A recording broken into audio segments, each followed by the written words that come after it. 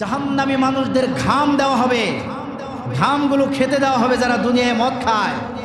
দুনিয়ায় যারা নেশাগ্রস্ত হবে কিয়ামতের দিন তাদেরকে তিনাতুল খাবাল দেওয়া হবে। তিনাতুল খাবাল কি বলেন?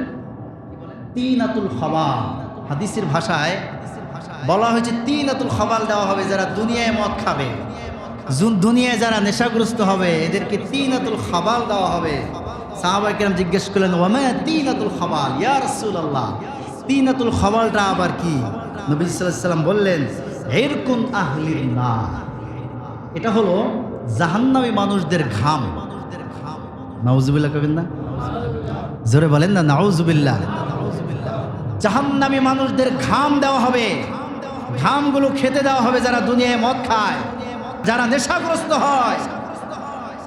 ওয়া উসারাতুন আহলিন নার, এবং জাহান্নামী মানুষদের শরীরে পুঁজ হয়ে যাবে।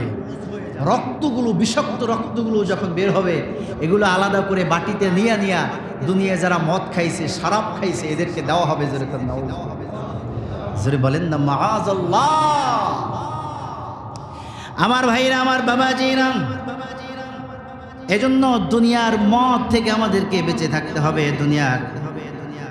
দুনিয়ার নেশাগ্রস্ত যে বিষয়গুলো আছে, নেশাদ্রব্য যেগুলো আছে, এইগুলো থেকে আমাদেরকে মুক্ত থাকতে হবে। আমাদের সমাজে এটা আছে না নাই? কথা কন না? একেবারে টপ থেকে বটম পর্যন্ত, উপর লেভেল থেকে নিচ লেভেল পর্যন্ত এই বদ অভ্যাস আছে না নাই? এটা আমাদেরকে বর্জন করতে হবে ইনশাআল্লাহ। কি রাজি আছে ইনশাআল্লাহ? আল্লাহ কবুল করেন, বলেন আমিন। জোরে বলেন আল্লাহুম্মা আমিন।